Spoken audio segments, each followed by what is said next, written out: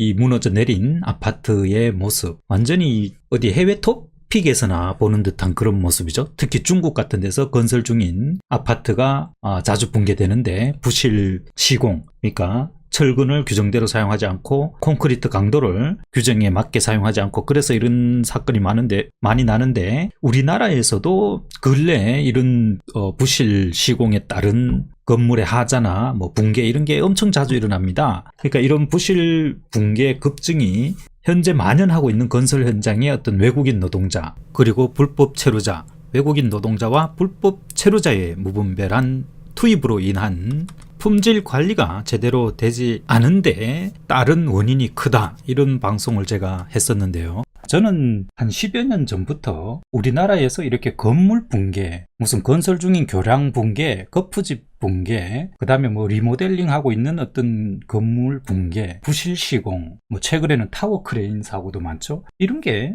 정말 부쩍 늘어나고 있다, 이렇게 좀 많이 느끼고 있어요. 물론 이게 매스미디어 발달로 모든 소식이 바로바로 전해져서 그렇게 느낄 수는 있습니다. 근데 확실히 제가 느끼기에 이런 건물 붕괴나 부실 시공 관련 뉴스가 빈도가 상당히 높은 것은 사실인 것 같아요. 이걸 뭐 구체적으로 통계를 내보지 않았기 때문에 100% 그렇다고 말씀을 드릴 수 없지만, 이런 건물 붕괴 사고가 딱 벌어질 때 제일 첫 번째로 받는 느낌은 상당히 후진적인 사고다. 저뿐만 아니라 많은 분들이 실제로 그렇게 느끼고 있다고 생각합니다. 이런 것은 뭐 100% 인재죠. 우리나라에서 건설 중인 교량이나 철거 중인 건물이 붕괴하는 것은 사실상 거의 100% 인재라고 보면 됩니다. 그 다음에 붕괴가 되지 않더라도 부실 시공 사례도 부쩍 늘어났습니다. 건설 현장에서는 이게 다 하나로 연결되어 있다고 봐야 되거든요. 어느 부분을 딱 떼어내서 이렇게 볼 수 없는 부분이 있습니다. 다 엮여 있습니다. 시공, 감독, 그 현장에 일하는 사람들의 숙련도,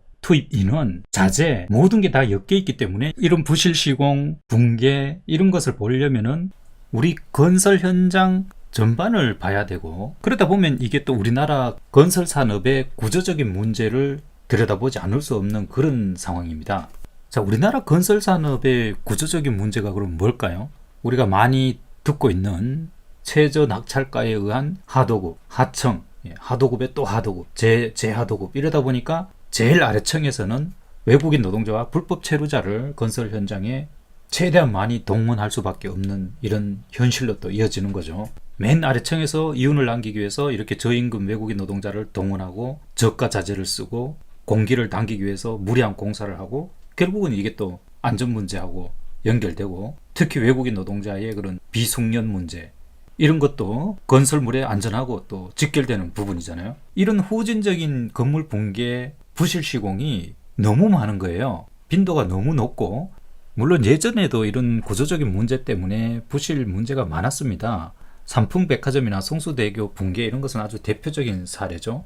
그리고 70년대에 뭐 와우 아파트도 붕괴되었고, 이제 그런 문제가 있지만, 하여튼 근래에 이렇게 우리나라 건설 기술이 세계 탑을 달리고 있다는 이 시점이 있어서 이런 후진적인 붕괴 사고, 매몰 사고, 안전 사고가 정말 너무 많이 일어나고 있다고 제가 느꼈거든요.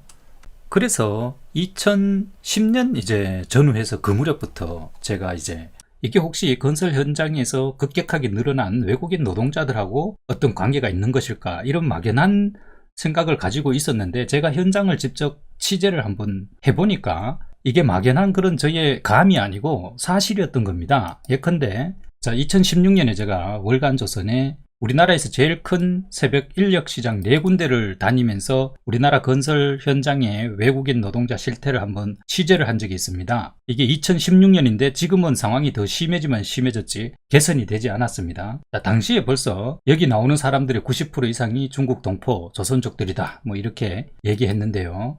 이렇게 취재를 하는 과정에서 제가 어떤 얘기를 들었냐면요, 새벽 4시 반에 경기도에서 가장 큰 성남 수정구 태평곡에 있는 인력시장에 제가 찾아갔을 때, 이곳에서 이제 철근 기능공 김정현 팀장, 당시 61세입니다. 현재 이곳 인력시장에 나오는 철근공의 평균 나이가 60세 정도인데 앞으로 4, 5년 지나면 한국인 철근 기능공의 대가 끊기게 된다며 걱정했다. 걱정되는 것은 숙련되지 않은 외국인 노동자와 불법 체류자들이 건설 현장에 주축이 되다 보니 건축물의 품질에 심각한 하자가 발생하고 있다는 것입니다. 이런 부실 시공 현장이 어떻게 감리를 통과되는지 저는 이해가 잘 안 가네요.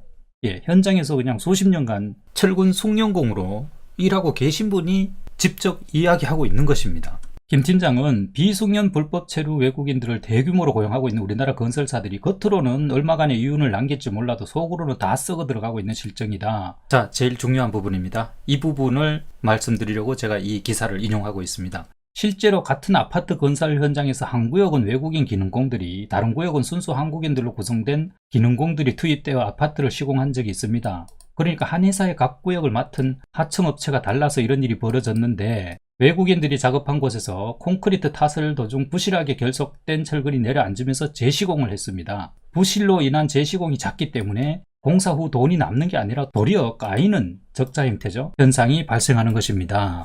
네, 그러니까 한 회사에 하청업체가 달라서 한쪽 구역은 우리나라 숙련공들이 투입됐고 한쪽 구역은 외국인이 투입되었는데, 외국인이 투입된 곳에서 부실 시공이 일어나서 그쪽이 붕괴되었다는 거죠. 예, 그러니까 벌써 이 현장에 있는 분들이 외국인들의 무분별한 투입으로 이렇게 건설 품질이 심각하게 떨어지고 있는 것을 계속 목격하고 있었다는 것이죠. 이런 사례는 뭐 무수합니다. 예, 이게 아시아타임즈 2018년 기사인데요. 아파트 공사 현장 관계자 B씨는 공사 경험이 별로 없는 미숙한 외국인 노동자가 현장에 투입되면 품질 저하는 물론 공사 기간 역시 늘어나서 결국 날림 공사로 이어질 가능성이 매우 크다. 심지어 마감공사 같은 경우 숙련공의 손길이 반드시 필요한데 미숙한 외국인 노동자로 대처된다면 부실공사 위험성은 더욱 높아질 것이다. 자, 이거는 시사오늘온이라는 매체에서 2019년 작성한 기사인데요. 대형 건설사 부실시공 논란 확산. 이게 이제 다 우리나라 건설업계의 그 하청 하도급 문제가 걸려있기 때문에 끊임없이 이런 부실시공과 품질 문제가 이렇게 나오는데, 이게 구조적인 문제라는 거죠. 시공 능력 평가 상위권에 위치한 건설업체들이 부실 시공하자 문제로 잇따라 구설에 오르고 있다. 예. 쉽게 말해 예외가 없다는 거죠. 이게 완전히 그냥 구조적인 문제라는 그런 의미죠. 이거는 브레이크 뉴스, 예, 포항 우현동 우방 IU 쉘 부실 시공 의혹. 여기 보면 우방건설 관계자는 현장 인부들 대부분이 외국인 근로자들로 공사기간 관리가 힘미든 점이 있다. 주민들에게 피해가 가지 않게 최대한 빠른 시일 내에 잘못된 것에 대한 조치를 하겠다. 예, 그러니까 건설 현장 관계자가 현장 인부들 대부분이 외국인 근로자들이기 때문에 관리가 힘들어서 이런 식의 부실 시공이 일어난다고 지금 이렇게 얘기를 하고 있는 겁니다. 자, 인테리어 관련해서 또 하나 이어서 살펴보면 2020년 기사죠. 군포시 아파트 화재가 창호 교체 공사 도중 발생했는데 근로자 5명 중 4명이 불법 체류 중이던 외국인으로 드러났다. 그러니까 가뜩이나 의사소통도 되지 않는데 이렇게 관리 감독도 안 되고 미숙련공이 투입되고 그냥 안전사고가 안 일어나는 게 이상할 정도잖아요. 그 와중에 또 전부 불법 체류자예요. 인건비만 싸면은 뭐 불법 합법 안 가리고 아프리카 사람이라도 데려와서 쓰겠다는 거잖아요. 자, 2019년 기호일보라는 지방지 같은데요. 도의 강교 신청사 부실 시공 우려가 사실로 드러났다. 관에서 발주한 건설공사까지 부실 시공이라는 거죠. 거푸집의 경우 실시설 설계도상 건축물 기초가 합판 거푸집으로 설계되어 있는데도 시공업체가 별도의 승인 없이 유로폼을 사용하거나 반출 대기 중인 불량 거푸집이 재사용되고 있음에도 관리 감독이 이루어지지 않은 것으로 지적됐고, 이 밖에 철근 콘크리트 하도급 계약을 체결한 A건설사는 2017년 7월부터 1년간 외국인 근로자 고용 제한 처분에 따라 외국인 근로자를 고용할 수 없는 상황인데도 원도급 업체에 고지하지 않은 채 이 기간 중 총 149명의 외국인 근로자를 고용해 작업에 투입하면서 관련 규정을 위반한 것으로 드러났다. 이렇게 보도하고 있습니다.